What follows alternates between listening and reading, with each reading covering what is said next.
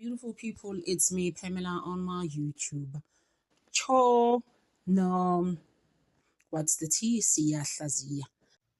Guys, let's just unpack again on the highlights, especially on Friday. I can see the whole week. But Friday, guys, was like so crazy in that court. The High Court in Pretoria on Senzomenyiwa's case was just beyond my understanding the stuff that was happening there. And Urata Upizu Uyamela U Dr. Ronisaband. I'm just like Urata Ufakaza in. As you know, he's not manipulating anything. I can see him. And you know what was crazy about it? He kept on looking at the other defense advocates. Is there anything like this? Upis, as there, my lord, there he is. He's doing it again. Guys, Friday. It was just like in another level. I'm just like, why isn't Ganje to himself? Dr. Sebanda, I found this isn't Ganje. And he didn't make that up. You could see he was so disturbed by this. He was just like, I cannot even continue. What is this guy doing? What was so busy at the time? And then another highlight was now when they were fighting for the memory card and the memory stick. But when you came here, you introduced yourself.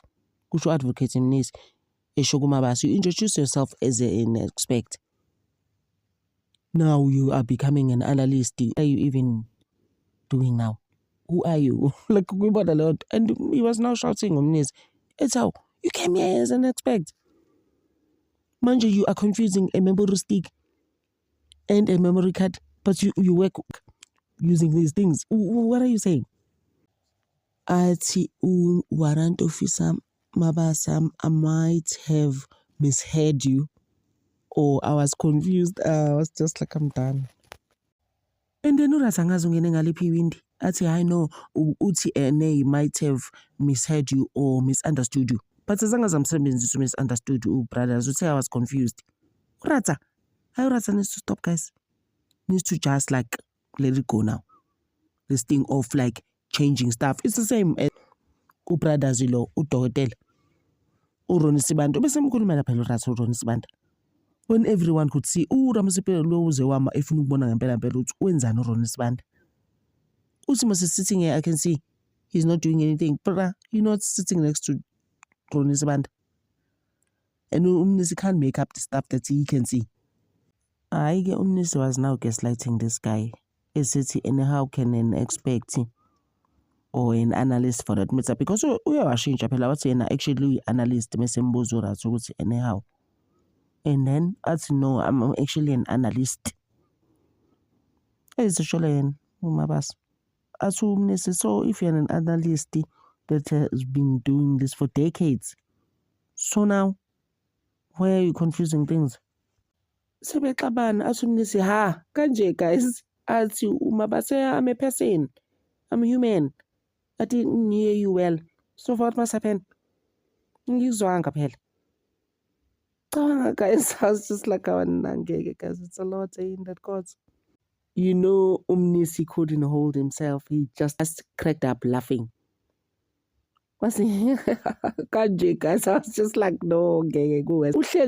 Uhleka brothers lo. I said, I didn't hear you. What's a memory stick, memory card? Memory stick, memory card. I was just like, I want this guy. He's so unprepared. He's in his own world, that guy. Umabasa is not focused, guys, at all, even in the way he speaks. He's in another world. I'm just like, why did he come to court? Uyabona warrant office. Mabasa, you can see what you know what. It's the end of the road for me. Because honestly, very, I'm a hired gun. About the hired gun one. Guys, we'll give you names, eh? You will believe. You'll be like, what? Am I a hired gun? Chances are I am. You know? You know, both Undlovu, Ganye no Mabasa have agreed to you can actually manipulate pictures, you can edit them and do stuff to them. And when Umshololo asked Ndlovu, can you edit pictures? What? Yes, my lord. You know that was the end of Msholo's cross-examination, she was like, no, my lord, I'm actually done with this witness. She couldn't believe it. She was just like, this is it. Ukonfessile. So nalo, uyakonfess uMabasa uthi hayi no, singenza noma yini. Vele sasifaka amakhanda, sifake izandla to look like accused number 3. Siphinde futhi simfake ne-gold. Whenever it suits us, kubona. Umnisi umbizelani uMabasa i-hired gun. Balwela i-memory card ne-memory stick ukuthi the stuff from the memory stick actually i-USB that's where transferred to the memory card. Their fight stems from that.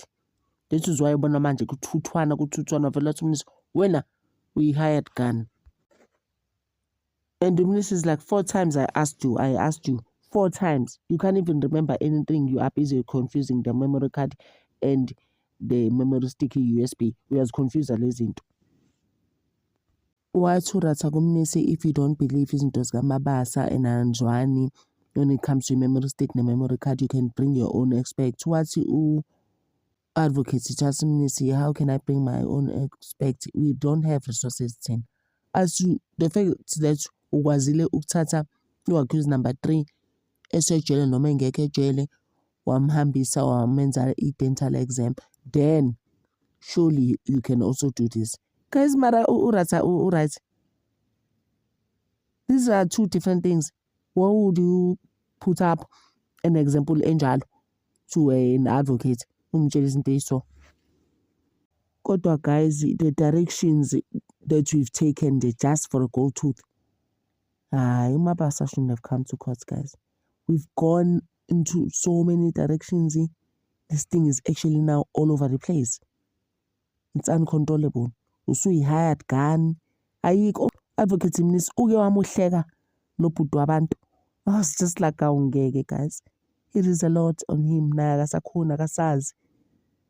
And at the same time, fanele naye futhi abheke reputation yakhe and his career.